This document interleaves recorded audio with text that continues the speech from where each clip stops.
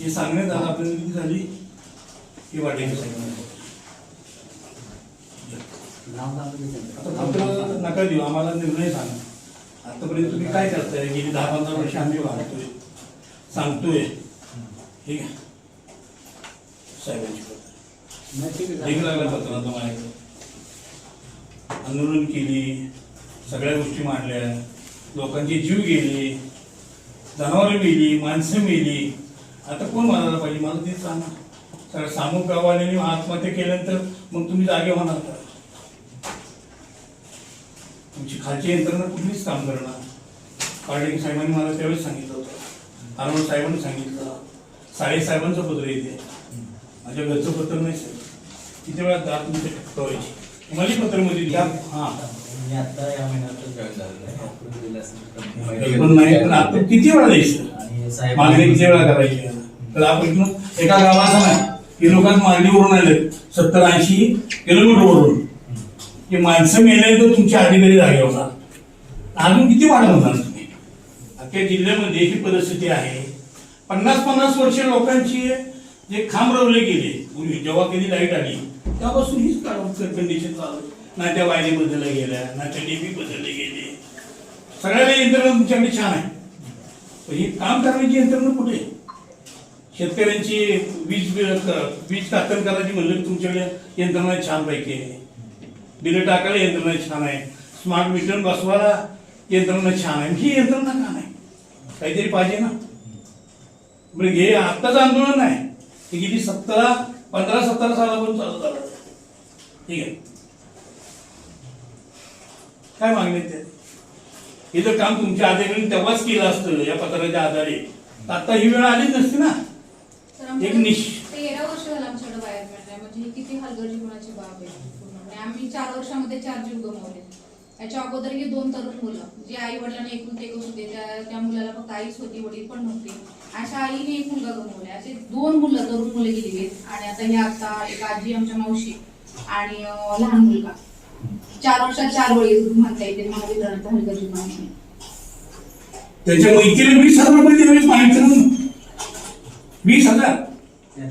ते जनावर सुद्धा जे आहे ना ते 20,000च्या किमतीचं होतं, ते 25,000 रुपये जातं. म्हणजे शेतकऱ्यांचा गुन्हा काय हो. किती सहनशीलता बाळगायची किती.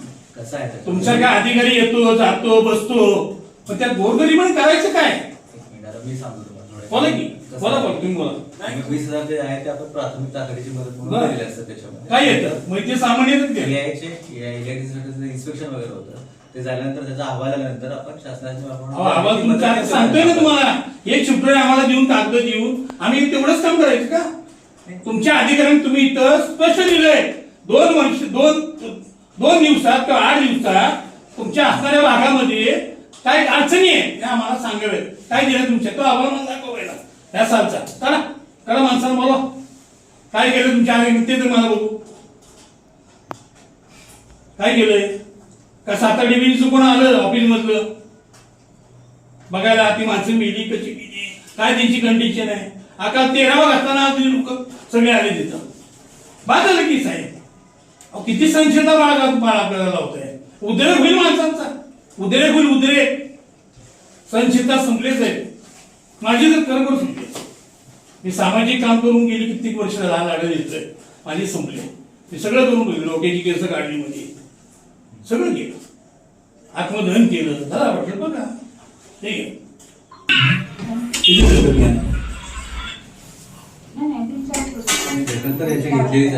काय दखल घेतली नाही. ही घटना साहेब इथं बंद करता का आमच्यापर्यंत तुम्ही जा विचाराच, पण प्रत्येक भागाची तपासणी व्हायला पाहिजे. प्रत्येक गावामध्ये जो अभियंता तुम्ही ठेवला आहे त्याला सांगा समजून की माणसं राहतात जनावर राहत नाही. पहिला मनुष्यवधाचा त्या माणसावर द्या आहे ना त्या पहिला गुन्हा दाखल करा. तो तुमचा डिव्हिजनचा आहे ना तिथला त्या अधिकाऱ्याला पहिला काय करा त्या मनुष्यवधाचा गुन्हा दाखल करा तुमच्या वतीनं. अक्षरशः सर हाताला वायरी येते एवढ्या खाली 5-5 फुट वायरी काय करतात तुमचे वर काय कामगार काय करतात. 1 महिन्यापासून घटना होत तसंच अजून काय हाल चालू काय साहेबांचं नाव पण पुरा बरोबर द्या. गरुड सर मस्त गरुड साहेबांची बोलणं झालं. थोरात आता थोरात म्हणून आहे. पंचायतांची हम्म. हा विषय सरांनी आता साहेब नाही आहेत, साहेबांनी तुम्हाला बरोबर सांगितलं. आता हा विषय सिरियसली घेतलेलाच आहे. आपल्या ह्यातल्या ज्या 2-3 महिन्यात वायरमन नाहीये, मी नवीन होतोय तरी थोडंसं माहिती साहेबांनी 2-3 कंटिन्युअसली फॉलोअप सुरू आहेत. परत साहेबांचं कोण झाला किंवा नाही झाला. मागच्या आठवड्यात साहेब बोलत होते वडूच्या एक्झिक्युटिव्ह. आता ह्यातल्या ह्या ज्या गोष्टी आता हे जुन्याचं काय झालं त्याच्याही आपल्याला बघता येईल. आताच माहिती अहो, हे केलं असतं ती घटना घडली नसती ना. काय आहे आता हे जे बोलतोय मी कशाच्या आधारे बोलतोय, मी तुमच्या तिथं आंदोलन केले, पत्रव्यवहार करून सुद्धा जर ह्याच्यात जर काय निष्पन्न निघत नसेल तर काय तुमच्यासारख्या माणसांनी येऊन आमचा तो हे बघा हे पत्रव्यवहार आहे. फक्त एखादं अपवाद म्हणून एखाद्या डीपीला फक्त दरवाजे आहेत, सगळे ओपन आहेत, सगळे फ्यूज तुटलेले आहेत. शेतकरी स्वतः दुरुस्त करतात ते, म्हणजे ही कंडिशन आहे. नाही ते आता डीपीचं जे तुम्ही म्हणतात ना, कधी जो पत्र मागच्या वेळेस सगळ्याची माहिती म्हणजे दर पावसाळ्यात सुरूच असतं. हे कसं असतं पावसाळ्यामध्ये हे थोडंसं हे जे आहे ते आता आज एका ठिकाणी त्याचा सर्वे सुरू असतो. आता आपण एजन्सी सगळ्या त्यांना दिलेल्या आहे. ऐका तुम्ही 33 वाड्या वस्त्यांचं गाव आहे. अक्षरशः अशा 10-12 वाड्या वस्त्या आहेत नाही, तिथं लाईट गेली तर महिना ते लोक जोडत पण नाही. त्यांनी काय करायचं? पहिला त्या अभियंत्यावर गुन्हा दाखल करा, बाकी काही नाही. पहिला गुन्हा दाखल करा. माणसांची जीव एवढा हलके आहेत का शेतकऱ्यांची? त्यांच्या जमिनी तुम्ही सगळ्या तार कंपाऊंड उभा केले, खांब उभा केले, डीपी उभा केले, त्यांनी तुमच्या दारा द्यायचं का? काय फॉलोअप नाही घेतला? काय घेतला तुम्ही मला सांगा. त्या पत्रांची काय तुमच्याकडे रिझल्ट आहे? तुमच्या अभियंता लोकांना काय दिलं तुम्ही आतापर्यंत? किती सहनशीलता साहेब, अंत नका बघू. हातात कायदा घ्यायला लागल. एवढी बेकार कंडिशन तुमच्या खालच्या लेवलच्या लोकांची आहे. तुम्ही बसता इथं, पण तुमच्या खालची लोक काय करतात? काढा पत्र काढा, काय करा, पण पहिला गुन्हा दाखल करू नका. इलेक्ट्रिक इन्स्पेक्टरचा रिपोर्ट येईल त्यानुसार काय नाही कशाच तुमच्या चुका आहेत ना, चुका तुमच्याच आहे. तो जो अहवाल येईल त्यानुसार कारवाई होणार. अख्ख्या जिल्ह्यामध्ये कंडिशन ती आहे. नाही तुम्ही त्या अहवालाचं वर आम्हाला म्हणू नका साहेब. पहिला गुन्हा दाखल करा. अहवाल तुमचा काय लिहून दे, आम्हाला काय घेणं तर नाही. अहवालाचा विषयच नाही. काय अहवालाचा विषय? सर आपण हलगर्जीपणा करत असेल आणि लहान लेकरू जर आपण या ऍक्सिडेंटच्या संदर्भामध्ये इलेक्ट्रिक अहो हातपाय झाल्यासारखं झालं. तुमच्या वतीनं तुमच्या माहितीच्या चुकीमुळं आज त्या त्या लहान मुलांचा आणि त्या मावशीचा जीव गेलाय. हा घातपात म्हणायचा ना, काय ते स्वतः जाऊन वारीला चिकटले का?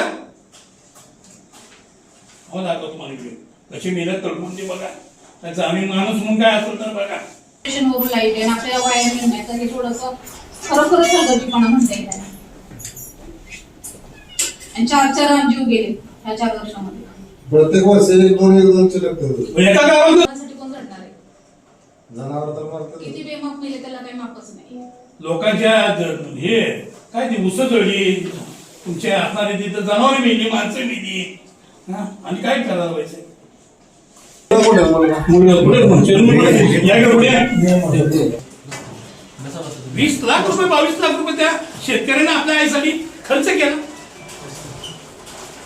आणि तुम्ही त्याची किंमत 20,000 लावतोय साहेब. 25-25 लाख रुपये त्या मिळणाऱ्या त्या आईला त्या मुलाला मिळायला पाहिजे.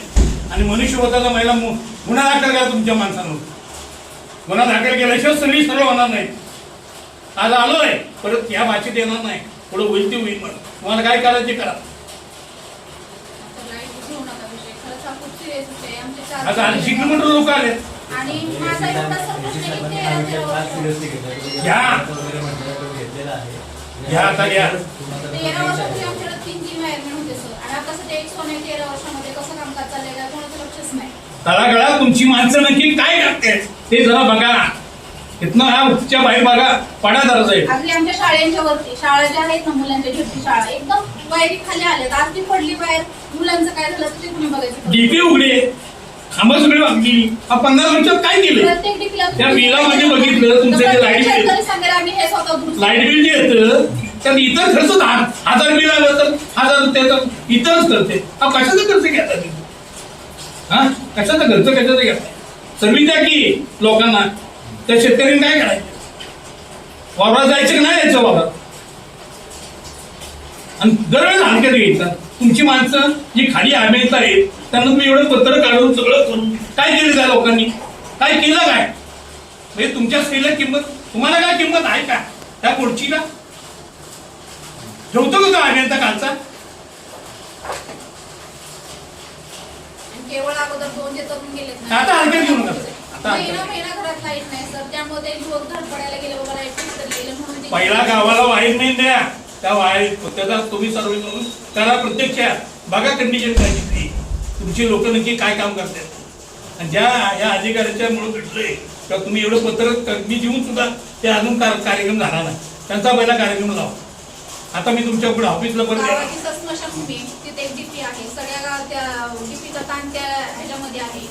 स्मशानभूमी लोक जमले असेल तर तिथं काय झालं ना, तर तिथं त्या स्मशानभूमीतून जेवढे जमाव लोक आहे ना तर ते बाहेर सरपंच तुम्ही आता मार्गी गावावर तुम्ही आलाय सरपंच, पण हे प्रत्येक गावात वाढीत वस्ती हीच कंडिशन आहे. स्मशानभूमीचा जो डीपी आहे ना तो खूप डेंजर आहे. सगळ्या गावामध्ये सगळ्यात जास्त डेंजरस भाग असं तो तेवढा फक्त तो बाहेर काढतो. साहेब तातडीने पत्र काढा जिल्ह्यातल्या प्रत्येक आठवड्याला. काय म्हणतोय 8 दिवसात सगळा अहवाल यायला पाहिजे आणि 8 दिवसात तरी काम व्हायला पाहिजे.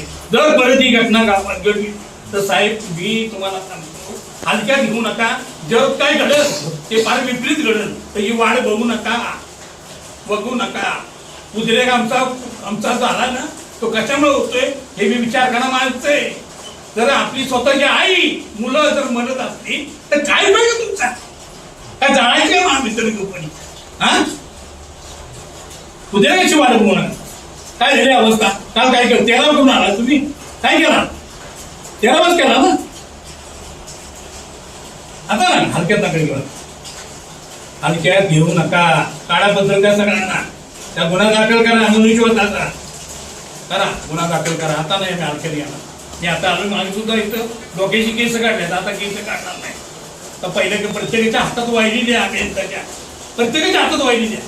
त्यांना करंट लागून दे आणि त्यांना मी चिल्लर भेग मागतो जिल्ह्यामध्ये आणि त्यांना पैसे आणून देतो. त्यांना जर काम करायची गरज नसते तर शेतकऱ्याच्या जीवावर तुम्ही सगळे चाललाय ना आम्हाला मारायला तुम्ही निघाला का. आता नाही सर मला सण शेतात संपली पत्रव्यवहार संपले काहीतरी ठोस मला कारवाई असता पाहिजे. आश्वासन नको. त्या अभियंतावर गुन्हा दाखल तुम्ही वरिष्ठ आहात ना तुम्ही अभ्यास करा. आम्ही थांबतो वाटलं तर विचारपूस करा. आम्ही बोलतो की चुकीचं आहे का. हे स्वतः सरपंच आहेत ग्रामस्थ आहेत. तुम्ही कुठले ग्रामस्थ आहे बोला जरा बोला कुठले ग्रामस्थ आहे. हा कुठं आल्यात मार्गीतून आल्यात. इथे एक टायमात माणसाला कष्ट केलं खायला मिळत नाही अशा लोकांना इथं पण यावं. काय निंदनीय गोष्ट जरा घ्या. झोपले आहेत अभियंता सगळे जागे आता जागे. लोकांच्या जीवावर आता नवे येऊ सर एक तर पावसानं माणसं अडचणी माणसं मारतात. असं तुमच्या गलीच्या कारभारानं मारू नका. मदत काय बेमागतो का त्यांना त्या नियम साहेब तुम्ही काय करा तुमचा नियम आता जर नाही नियम नाही घातपातही हो 25 लाख रुपये मिळायला पाहिजे. तुम्ही काय स्वतःचे पत्र देणार नाही. आम्हाला पैसे पाहिजे म्हणजे पाहिजे. चुकी तुमची मनुष्यवधाचा गुन्हा दाखल बी करा आणि 25 लाख रुपयामध्ये सामान्य लेटर देऊन टाका तर आम्ही इथं उठतो तर बसतो इथं.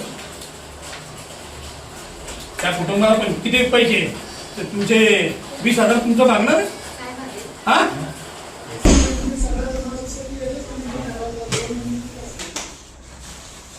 तुम्ही आधी देताय सगळं करताय पण पुढं काय माहिती नसतं. 26 जानेवारीला आत्मदहन करण्याचा प्रयत्न केला त्याचं उत्तरही आपल्याकडून आलं नाही. पत्रव्यवहार केली साहेब काहीतरी म्हणलं तुम्हाला भेटल्यानंतर काहीतरी मिळेल असं मला वाटतं.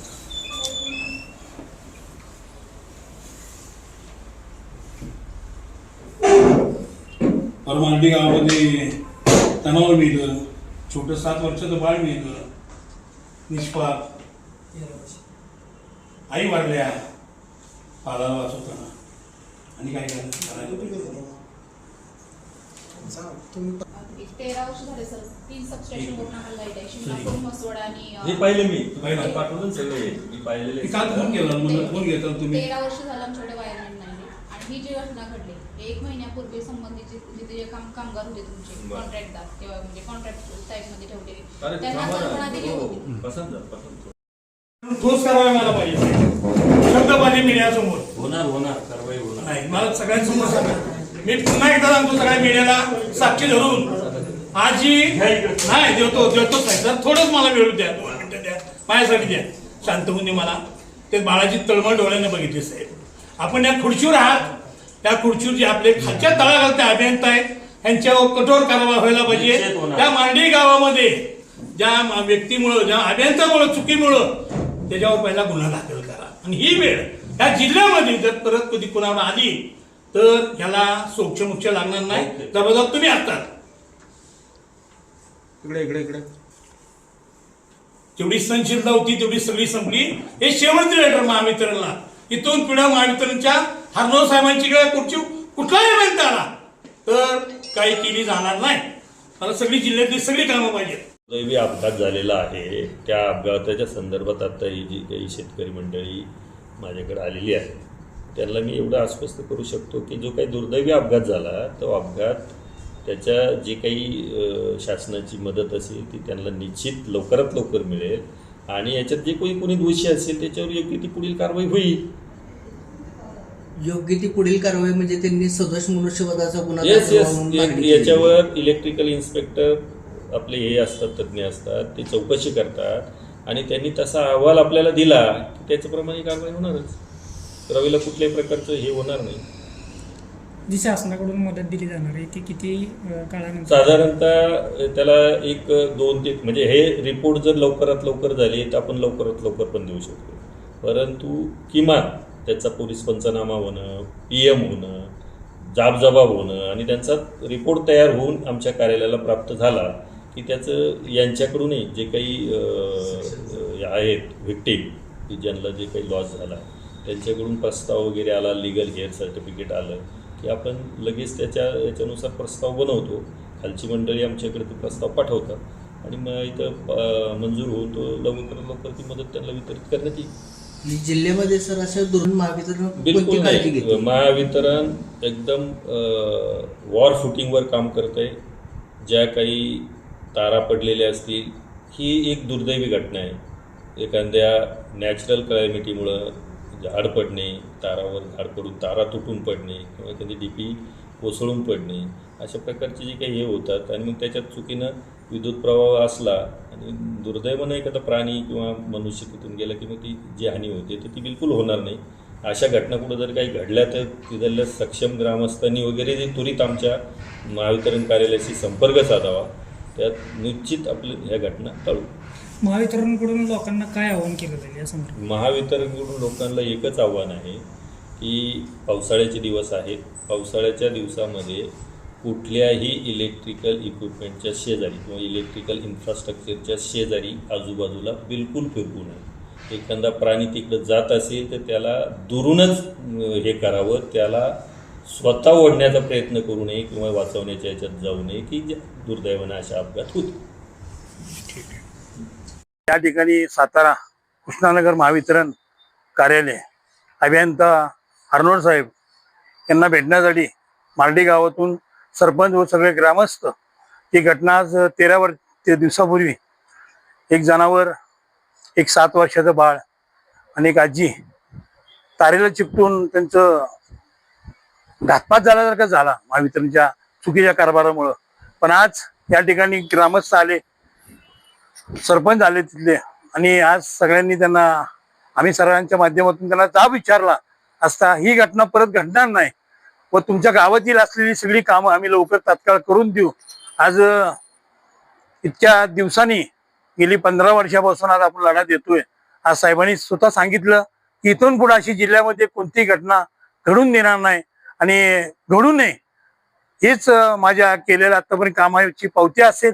आणि इथल्या पुढच्या काळामध्ये जे 50 वर्षापासून जे महावितरणचा जो गलतान कारभार चाललेला आहे त्याला कुठंतरी आता वाचा फुटेल आणि गावागावात वाड्या बसते जिथे जिथं माझं सगळा हात जोडून सगळ्या असणाऱ्या गावकऱ्यांना व गावातल्या प्रत्येक सरपंचांना एक विनंती आहे की आपल्या गावामध्ये ही घटना ज्या गोष्टी घडतात, वायरी असतील, DP असतील, लोंबकळ्या तारा असतील किंवा गदलेले खांब असतील तर तशी आपल्या असणाऱ्या जवळच्या अभियंत्यांना त्या पद्धतीने आपण त्यांना सांगावं व आपल्या सगळ्या अडचणी लवकरच हरनोर साहेबांनी स्वतः शब्द दिलेला आहे की या इथून पुढं असं घडणार नाही. जिथे ते तुमच्या अडचणी असतील त्या कळवा आमच्या अभियंत्यांना, त्या करून घेतल्या जातील आणि होतील. तर माझ्या सगळ्या सातारा जिल्ह्याला व सातारा शहरात सुद्धा काही गोष्टी आहेत त्या सुद्धा ते करतो म्हणल्यात. त्यामुळे जय हिंद जय महाराष्ट्र. आज या ठिकाणी आल्यानंतर अभियंत्यांच्याकडं आम्ही पत्रव्यवहार केला. आज पत्र दिलं की मृत असणाऱ्या त्या व्यक्तींना कमीत कमी 25-25 लाख रुपये मिळावेत. आज बघितलं गेलं तर शासनाच्या माध्यमातून त्या महावितरणच्या माध्यमातून मेलेल्या माणसाची किंमत एक जनावरासारखी लावली जाते. 4-4 लाख रुपये त्याच्यावर दिले जातात असं त्यांचं मत आलं. आणि 20,000 तात्काळ मदत, तर ही मदत नसून एका जनावरची दिलेल्या पैशासारखी त्यांनी आज मदत केलेली आहे. ही मदत एक 25 लाख रुपये एका आईला किंवा त्या असणाऱ्या बाळाला मिळावेत ही आमची त्यांना कळकळची विनंती आहे.